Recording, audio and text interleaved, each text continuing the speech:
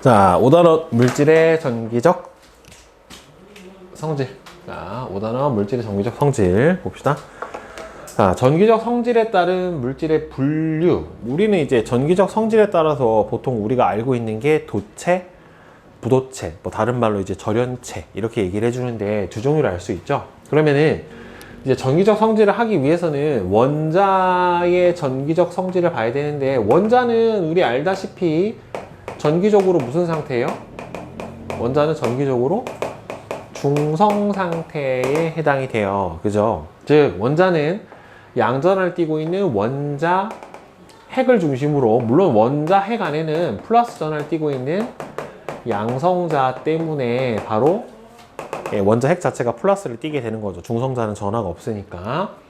중심으로 음전하를 띠고 있는 전자가 주변을 돌고 있고, 전기적으로 중성인 이유는 양성자 개수랑 마이너스의 전하를 띠고 있는 전자 개수가 같기 때문에 기본적으로는 중성이란 말이에요. 그런데 얘가 왜 바깥으로 나가지 않고 원자 핵 안에 잡혀가지고 이렇게 회전을 하고 있느냐 하면은, 이 원자 핵이 전자를 잡아 끌고 있기 때문에 이 인력, 전기적 인력에 잡혀서, 전기적 인력에 전자가 잡혀가지고 자유롭게 이동을 하지 못하고 요 주변에서 계속 맴돌고 있게 되는 거란 말이에요. 자, 그런데 이 자유전자라는 게 있어야 결국에는 전기가 흐를 수 있어요. 전류가 흐를 수가 있게 되는데, 왜 그러냐면은 결국엔 이 전자가 무슨 역할을 하냐면은 전하의 운반체 역할을 해요.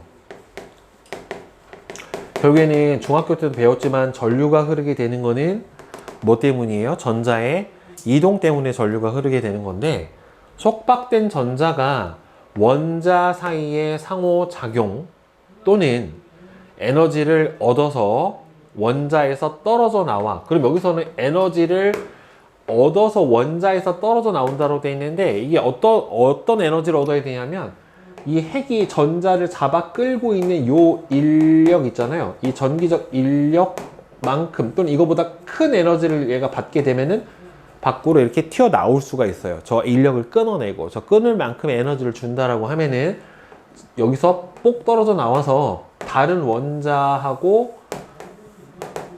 원자 사이를 이렇게 자유롭게 이동을 할 수가 있게 되는데, 그런 전자를 뭐라고 불러주냐면은 자유전자라고 불러줍니다. 그래서 이 자유전자가 보통 많은 물질을 우리가 도체라고 불러주고, 자유전자가 거의 없는 물질은 뭐라고 불러주는 거예요? 부도체라고 불러주게 되는 거예요. 그래서 전기적 성질에 따라서 구분을 해주면, 일단은 자유전자의 이동에 따른 전기적 성질에 따라서 반도체, 부도체, 도체 이렇게 구분을 해줄 수가 있는데, 도체는 방금 얘기했던 것처럼 자유전자 자체가 아주 매우 많아요. 매우 많아서 전류가 잘 흐르게 되는 물질을 바로 도체라고 불러줍니다. 그래서 전기 전도성이 높아요. 그러니까 전기 전도성은 반대되는 개념은 바로 뭐냐면은 전기 저항이거든요.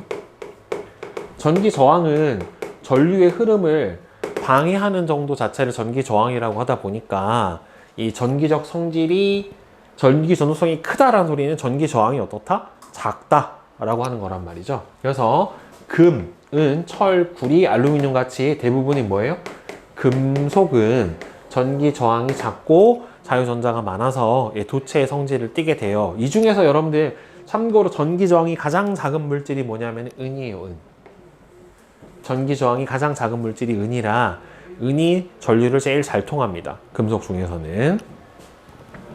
그 다음에 부도체, 다른 말로 절연체라고 하죠. 자유전자가 거의 없어요. 자유전자가 거의 없다는 소리는 대부분이 속박전자라는 소리예요. 그러니까 속박전자는 보통 이제 공유결합 물질은 양쪽에서 전자를 걸어버리기 때문에 자유롭게 움직일 수 있는 애들 자체가 잘 없어요. 그래서 보통 부도체 같은 경우에는 공유결합 물질이 많아요. 네, 공유결합 물질이 많아요. 자유전자가 거의 없어서 전류가 잘 흐르지 못하는 물질을 바로 부도체다라고 얘기를 해줘요. 그래서 전기 전도성은 낮고, 그러니까 전기 저항이 큰 거죠. 그쵸? 그래서 고무, 유리, 나무, 플라스틱, 또는 다른 대부분의 공유결합 물질 같은 경우에는 전기 전도성이 잘 없습니다. 여기서 전기 전도성은 여러분들 무슨 상태를 보통 기준으로 해주는 거냐면 고체 상태를 기준으로 해주는 거예요. 그 다음에 반도체는 말 그대로 반만도체라는 소리이기는 해요. 그러니까 반만도체라는 소리는 상황에 따라서 도체가 될 수도 있고 부도체가 될 수도 있어요. 즉 특정 조건에서는 자유전자가 생겨서 전류가 흐르고 특정 조건에서는 자유전자가 안 생겨서 전류가 안 흘러요. 그러니까 이거는 전류를 흐르게도 할 수 있고 안 흐르게도 할 수 있고 도체가 됐다 부도체가 됐다라고 하는 소리니까 결국에는 반도체는 가장 큰 이점은 뭐냐면 전류의 흐름을 통제할 수 있다는 소리예요.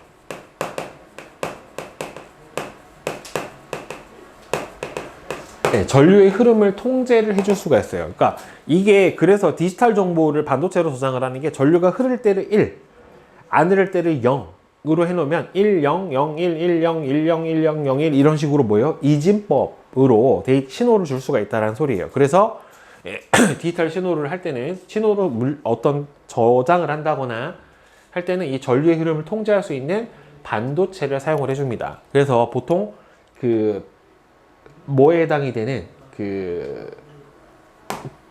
금속과 비금속의 중간 형태인 준금속에 해당이 되는 규소나 저마늄 같은 원소들이 바로 뭐예요? 반도체의 주 원료에 해당이 돼요. 이 저마늄 같은 경우는 여러분들 그 반도체 주 원료가 되는 희소한 가치가 있는 보통 광물을 뭐라고 하냐면 들어봤을걸요? 히토류라고 해요. 히토류. 중국에서 되게 많이 나거든요. 저게 반도체나 이런 걸 만드는 핵심 재료 중에 하나예요. 히토류에서 얻어내요.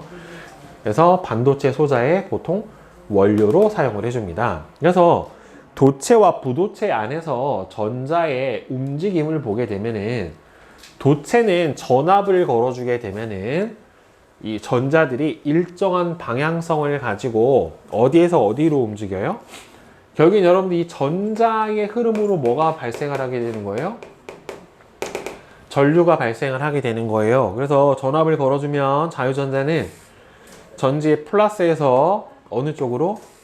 플러스 극 쪽으로 이동을 해요. 그러니까 어디에서 어디 쪽으로? 마이너스에서 플러스 극 쪽으로 이동을 하면서 전류가 흐르게 되고 부도체에서는 전자가 원자 안에 속박이 되어 있기 때문에 이동할 수가 없기 때문에 전류 자체가 잘 흐르지 않게 되는 겁니다. 알겠죠? 자, 그러면 이 반도체는 원래는 대단히 좀 어려운 내용이긴 한데 통합과학에 나오는 정도로 좀 간단하게 설명을 해드릴게요. 반도체는요, 순수 반도체, 즉 불순물이 첨가되어 있지 않은, 여기서 불순물이 나쁜 거는 아니에요. 한 가지 원소로만 돼 있어서 순수 반도체라고 해주는 거고, 규소나 저마늄, 게르마늄으로만 되어 있는 반도체를 순수 반도체라고 해요. 그러니까 원자과 전자가 4개인 규소 또는 저마늄으로만 이루어져 있고, 불순물 반도체는요, 여기다가 다른 원소인 불순물은 다른 원소예요. 다른 원소 13족이나 15족 같은 다른 원소를 첨가를 해요. 첨가하는 거를 뭐라고 하냐면 여러분들 도핑해 준다라고 해요. 토핑. 피자 위에 토핑을 올려놓는 것처럼 뭔가를 첨가한다라고 해서 토핑을 해준 반도체를 불순물 반도체다라고 얘기를 해줘요. 그래서 불순물 반도체는 순수 반도체보다는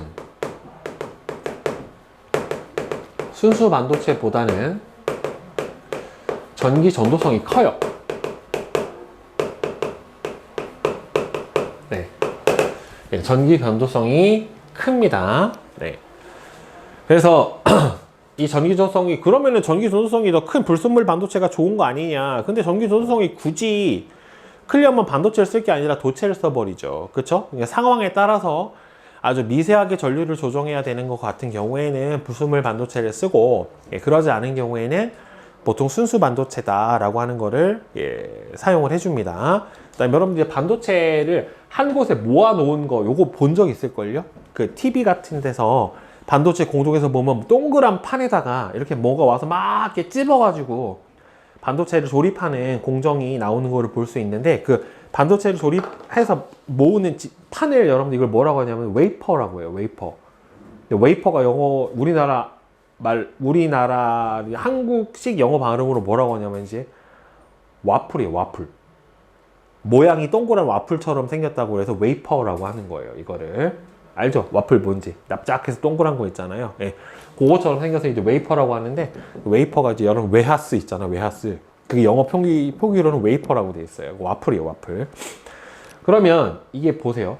순수 반도체는 14족 원소로만 돼 있기 때문에 안에 있는 전자들이 전부 다 무슨 상태예요? 옥텟 상태예요. 전부 다 옥텟 상태라 전부 다 뭐예요? 속박 전자라서 자유 전자 자체가 어떻게 됩니까? 굉장히 없어요. 그러니까 맨 끝에 붙어 있는 애들만 어떻게 돼요? 옥텟이 아닌 상태가 되는 거기 때문에 이 중앙에 있는 애들은 전부 다 속박 전자라서 자유 전자가 굉장히 적기 때문에 얘는 전류가 그렇게 잘 흐르지는 못해요. 자, 그런데 여기다가 15족 원소를 첨가를 해준 거를 N형 반도체라고 해요. 왜 N이냐면은 네거티브 반도체, 즉 마이너스 전하를 띠고 있는 전자가 조금 더 많아서 N형 반도체라고 얘기를 해주거든요. 근데 15족을 첨가를 해주면 여기다가 보통 인이나 비소 같은 걸 안에 넣어주는데, 인을 넣어주면 여기서 옥텟을 하고 나서도 뭐가 하나가 남아요? 전자가 하나가 남아요. 전자가 하나가 남으면 이 전자가 남는 애가 잉여 전자가 일로 움직이면 여기 있는 전자를 밀어. 그럼 얘가 일로 오면서 얘를 다시 밀어 하면서 요 사이를 이 남는 전자 하나가 밀어내면서 어떻게 돼요? 자유롭게 움직일 수가 있단 말이에요. 밀어내기 식으로 이동이 되는 거예요, 결국에는. 그래서 이 남는 전자가 생기고 이 남는 전자가 자유전자가 되기 때문에 전류가 순수 반도체보다는 좀 더 잘 흐르게 돼요. 자, 그래서 이 남는 전자를 보통 잉여 전자다라고 얘기를 해주고, P형 반도체는 포지티브 반도체라고 해서 플러스 전하를 띄어요. 그래서 13족 원소인 붕소나 알루미늄을 이 안에다가 첨가를 해주는데, 첨가를 해주면은 하나가 B죠. 그죠? 다 14족에 13족이 들어가 있으면은 다 옥텟이 되는 게 아니라 하나가 B잖아요. 이 비어있는 이 공간을 여러분들 뭐라고 불러주냐면은 양공이라고 해요. 플러스 전하를 띄고 있는 빈 공간이다 라고 해서 양공이라고 불러주는데, 그러니까 이 양공으로 전자가 이쪽에 있는 전자가 일로 이동을 하면 양공이 일로 오는 거란 말이에요. 그럼 이 양공으로 이 전자가 하나 이동을 하면 양공이 일로 오는 거죠. 그렇죠? 전자가 또 이동을 하면 양공이 일로 오는 거란 말이에요. 그러니까 전자가 빈 공간이 양공으로 들어가면 그 채워진 전자 자리가 양공이 되는 거잖아요. 그러니까 실제로는 전자가 이동을 하는 거지만 다르게 생각을 해보면 어떻게 돼요? 전자가 이동해간 반대 방향으로 뭐가 이동을 한다? 양공이 이동을 한다라고 생각을 해볼 수도 있게 되는 거죠. 그렇죠? 그래서 이 15족이 첨가된 N형 반도체에서 전하 운반은 누가 해준다? 잉여 전자가 해주고, 13족 원소가 포함된 P형 반도체에서는 이 양공이 바로 전하 운반을 해준다. 이렇게 생각을 해주면 돼요. 뭔가 더 움직일 수 있는 여지를 만들어줬기 때문에 좀 더 어떻게 된다? 전자의 이동이 자유로워져서 전기 전도성이 약간 더 증가하게 되었다라고 생각을 해주면 되는 거예요. 그러면 이런 반도체들을 어디에 사용을 하느냐? 가장 기본적인 반도체가 바로 뭐냐면은 다이오드라고 하는 거예요. 다이오드는 PN 접합 다이오드라고 해가지고 여기에 P형 반도체하고 N형 반도체를 그냥 이렇게 붙여놓은 얘가 바로 다이오드예요. 모든 회로기판에 다이오드가 안 들어가는 데는 없어요. 그리고 이런 반도체를 여러분들 무슨 반도체라고 하냐면, 여기 나와 있는 얘네들을 직접 회로 말고 나머지를 비메모리 반도체라고 해요. 여러분들 그 메모리 반도체라고 하는 거는 뭐냐면 기억 소자로 쓰는 거 있죠. 컴퓨터의 램, 아니면 여러분들 그 핸드폰이나 하드디스크로 쓰는 그런 데이터를 저장을 하는 거를 메모리 반도체라고 하고, 이런 메모리를 어떤 데이터를 저장하는 용도가 아니라 다른 전류의 용도로 쓰는 거는 비메모리 반도체라고 얘기를 해요. 그런데 다이오드는 가장 기본적인 반도체고, N형하고 P를 접합한 소자로 얘의 가장 중요한 작용은 뭐냐면요, 전류를 한 방향으로만 흐르게 해요. 그래서 전류를 거르는 정류작용이라는 걸 한다라고 얘기를 해주는데, 그래서 얘를 그러니까 뭐를 뭘로 바꿔주는 거냐면은 교류를 직류로 바꿔주는 역할을 해줘요. 교류를 직류로. 그러니까 교류라고 하는 건 우리가 보통 집에서 사용하는 돼지코로 들어오는 전류가 교류예요. 이렇게 교류는 바뀌어요. 플러스하고 마이너스가 지속적으로 바뀌거든요. 그러니까 우리 가전제품 보면은 안에 전격 전압에 뭐라고 써있냐면 220V 60Hz 이렇게 써 있어요. 이게 무슨 소리냐면은 우리가 쓰는 가정용 220V 전압은 1초당 플러스하고 마이너스 전류 방향이 60번씩 바뀐다라는 소리예요. 그래서 이거를 한 방향으로 플러스의 전류만 가고 마이너스의 전류만 가게 바꿔주는 전류를 거르는 작용은 무슨 작용? 정류작용이라는 걸 하게 만들어주는 게 바로 요 뭐다? 다이오드입니다. 그래서 교류를 직류로 바꿔줘서 모든 전자제품의 회로 안에는 다이오드가 다 들어가고, 여러분들이 가장 흔하게 쓰는 저 다이오드를 들어간 정류 장치가 뭐냐면은 어댑터예요. 충전기. 충전은 다 직류로 하거든요. 그래서 교류를 직류로 바꿔주는 장치고, 그 다음에 LED 있죠? 발광 다이오드. 여러분들 들어봤죠? 우리 등으로도 쓰이고, 집에서 있는 전원, 전등으로도 쓰이고, 컴퓨터나 TV 뒤에 있는 그 발원으로도 쓰이고, 어떤 신호를 받아들일 때도 쓰이고, 예, 조명이나 영상 장치에 쓰이고, 그 다음에 요거보다 조금 더 발전된 형태가 유기발광 다이오드라고 하는 거예요. 전류가 흐르면 유기 물질 자체에서 빛이 방출돼서 색깔도 방출돼요. 그러니까 빛만, 단순히 백색광만 나오는 게 아니라 발광 다이오드는 특정 색만 내요. 한 색깔만 낼 수 있어요. 백색만 내던지 적색만 내던지 청색만 내던지 이렇게 한 색깔만 낼 수가 있는데, 유기발광 다이오드는 색깔 자체를 혼자서 다 낼 수가 있어요. 그래서 요거 갖다가 여러분들 그거 있죠, 휘어지는 디스플레이, 여러분들 쓰고 있는 폴더블 핸드폰이라든가 아니면은 그 뭐 플립 핸드폰 같은 경우 있잖아요, 갤럭시에서 나온 거, 그런 거 안에 쓰는 소재가 바로 저 OLED라고 하는 거를 사용을 해줘요. 아니면 요새는 이제 TV도 그냥 LED TV가 아니라 OLED TV를 사용을 하는데, 그거는 요런 제품이 들어가 있는 거예요. 얇고 가벼워요. 네, 비싸요. 네, 엄청 비싸요. 그 다음에 트랜지스터는, 이게 여기서는 다이오드는 반도체 몇 개 붙인 거라고요? 2개 붙인 거죠. 트랜지스터는 여기 다리가 몇 개예요? 3개죠. 그러니까 당연히 몇 개 붙였겠어? 3개 붙인 거예요. 그래서 PNP 트랜지스터가 있고요, NPN 트랜지스터가 있어요. 어차피 3개를 쓰는데 역할은 똑같아요. 뭘 쓰던 간에. 즉 얘는 증폭, 키워요. 전류나 전압을 키우는 증폭.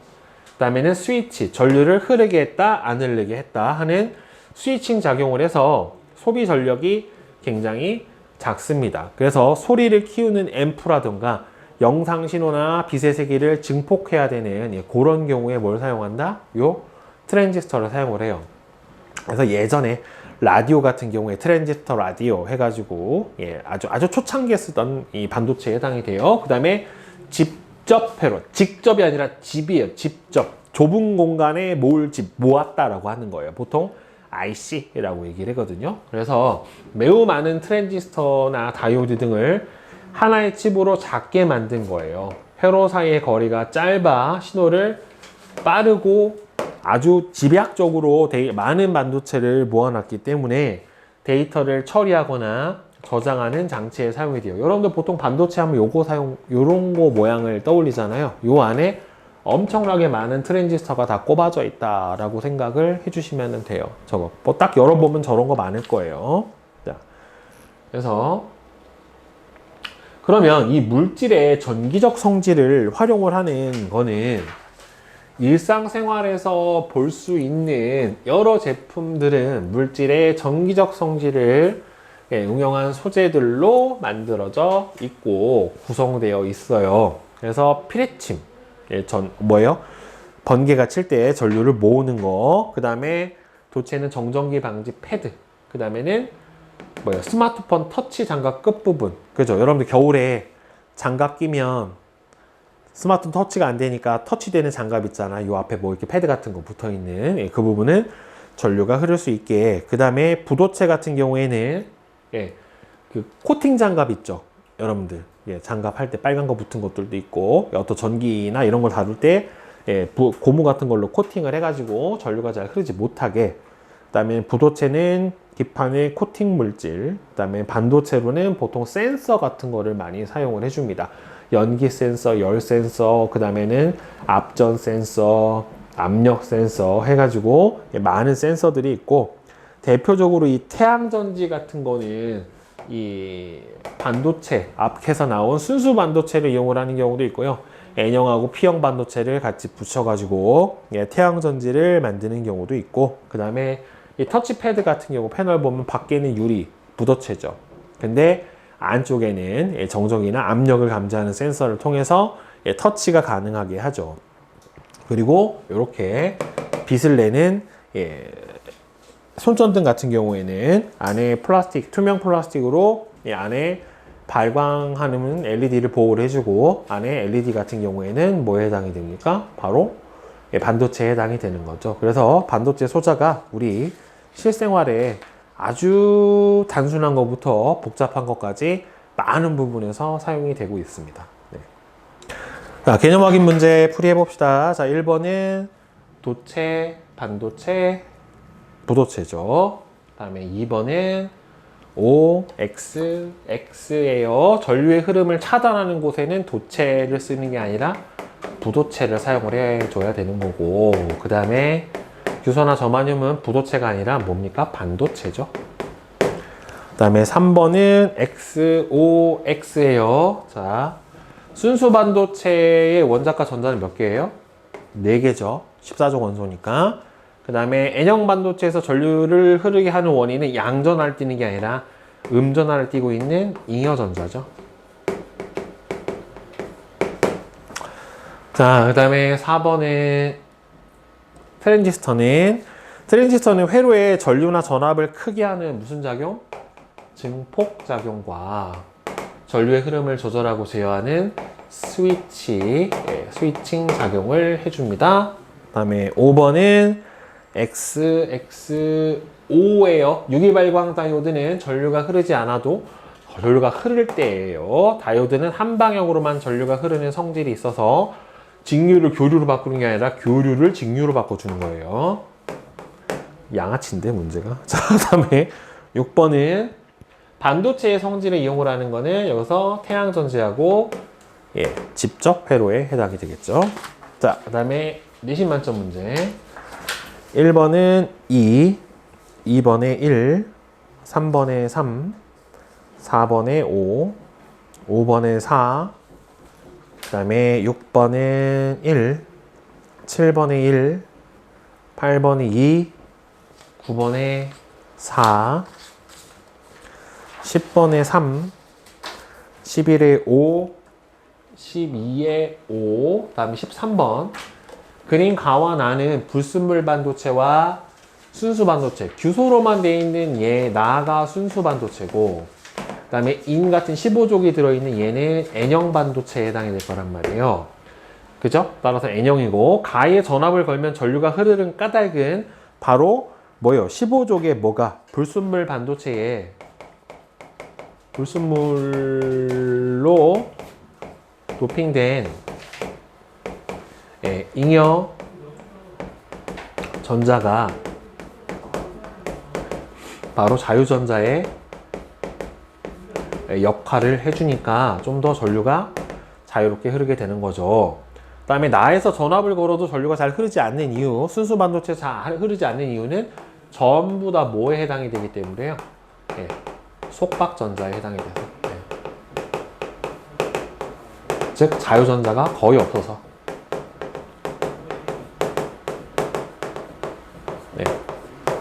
이렇게 되는 거죠.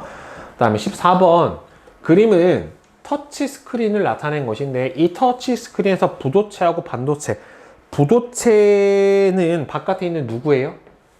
유리예요. 유리, 강화 유리. 그죠? 유리 같은 경우에는 내부 보호. 그렇죠. 외부 보호를 하고, 그 다음에는 안에 있는 터치 패널 같은 경우에는 얘는 반도체 센서는 여기는 손가락에 미세한 전류를 감지를 해주는 거죠. 그래서 터치가 일어남을 확인을 해주는 겁니다. 네. 질문 없어요? 자, 자, 그럼 실력업 1번에 4, 2번에 5, 3번에 3, 4번은 2번이에요. 질문 없으십니까? 네.